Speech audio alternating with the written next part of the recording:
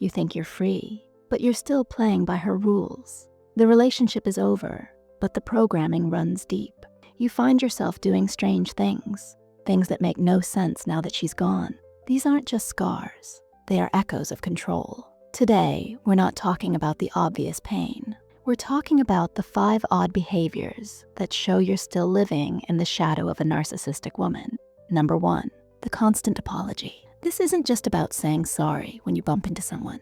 This is a deep, automatic reflex. You apologize when someone else makes a mistake. You apologize for the weather. You apologize for having an opinion, for taking up space, for even existing. Someone in a meeting interrupts you, and you're the one who says, "Oh, sorry, go ahead." You order a coffee and the barista gets it wrong, and you find yourself apologizing for the inconvenience of them having to remake it. Where does this come from? When you are with a narcissistic woman, you are living in a reality where she is never at fault, ever. If she's angry, it's because you provoked her. If she forgot something important, it's because you distracted her. If she feels bad, it's because you aren't making her feel good enough. Every negative emotion, every mistake, every single problem is deflected and assigned to you. You become the designated scapegoat for her entire world. Your brain, in a desperate attempt to survive and minimize conflict, learns a simple, tragic equation. Conflict ends faster if I just accept the blame. Taking the blame becomes a survival tactic. Saying "I'm sorry" isn't an admission of guilt. It's a shield. It's a desperate plea for peace. So now, even though she is gone, the programming continues. You are so used to being the source of every problem that you just assume you are. You carry the weight of blame for things that have absolutely nothing to do with you. It's an odd, exhausting habit that makes no sense to the outside world. But to you, it was once the only way to get through the day. You learn to apologize for your own existence just to keep the peace. Number 2, flinching from kindness. A new friend gives you a genuine compliment. A colleague offers to help you with a project with no strings attached. Your new partner does something thoughtful just because they care. And what is your first reaction? It's not relief. It's not joy. It's suspicion. Your mind races. What do they want from me? What's the catch? When is the other shoe going to drop? Genuine kindness feels like a trap.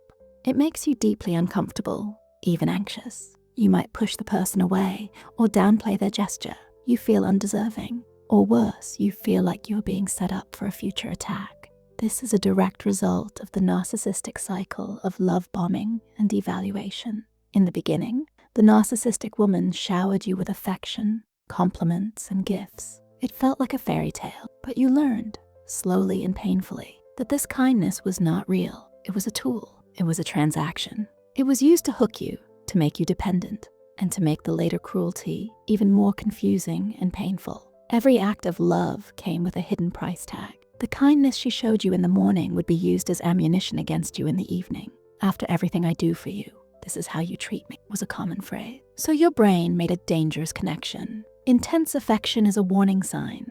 It's the bright, beautiful lure that hides a very sharp hook. Now, in your new life, your nervous system can't tell the difference between real kindness and manipulative kindness. It treats all positive attention as a potential threat. You flinch away from the very thing you need the most because your heart learned that a gift today is just a debt to be collected tomorrow. Number 3, extreme information guarding. You've become a vault. People ask simple questions like, "How was your weekend?"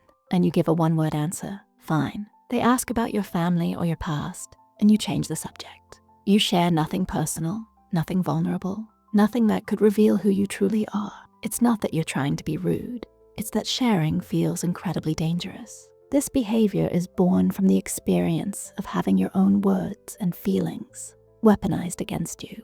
When you were with the narcissistic woman, every vulnerability you shared, every secret you told her in a moment of closeness was filed away. It was all stored in her memory, not as a cherished confidence, but as a weapon to be used later.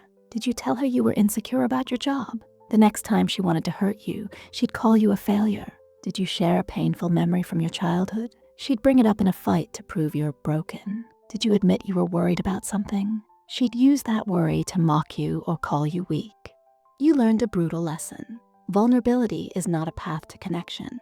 It is an invitation for attack. Your inner world was treated like a battlefield, and every piece of personal information you gave her was like handing her a map of all your weak points. So now, you guard your information fiercely. Privacy has become your fortress. You keep people at a distance, not because you don't want to connect, but because your subconscious is still trying to protect you from being torn apart with your own truths. Number 4, the internal weather forecaster.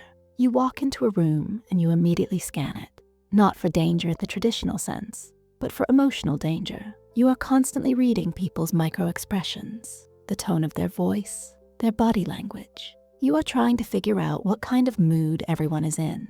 You are a human barometer, constantly measuring the emotional pressure in the air. Your friends might think you're just very perceptive or empathetic, but this is something more. This is hypervigilance. It's an exhausting, non-stop process of threat assessment. This is a skill you mastered to survive the unpredictable moods of the narcissistic woman. Her emotional state was like a tornado that could form out of a clear blue sky. One minute everything was fine, and the next, she was in a rage over something tiny and insignificant. There was no logic to it.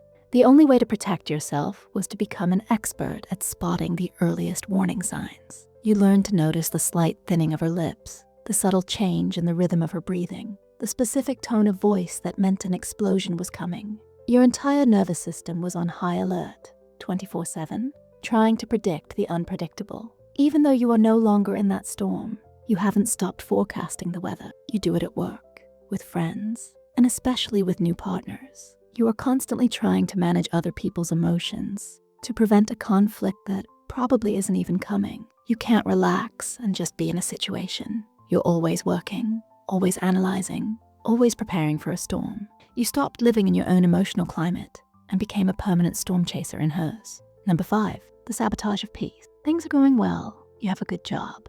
Your new relationships are healthy. Life is calm, and it terrifies you. When things are peaceful and stable, you feel a deep and profound sense of anxiety. You can't enjoy the quiet moments because you're just waiting for something to go wrong. This feeling can become so unbearable that you might unconsciously do something to disrupt the peace. You might pick a small, unnecessary fight with a loved one. You might become obsessed with a tiny problem at work. You find a way to create a little bit of chaos. Why would anyone do this? Because your body and mind were conditioned to live in a state of crisis. With a narcissistic woman, true peace was non-existent. The moments of calm were the most dangerous because they were always the calm before the storm. A quiet, happy day was usually followed by an explosive, dramatic night. Your nervous system adapted to this reality. It learned that cortisol and adrenaline, the stress hormones, were normal. It forgot what it feels like to be truly at rest. Now, in a peaceful environment, your system sends out alarm bells. This is wrong.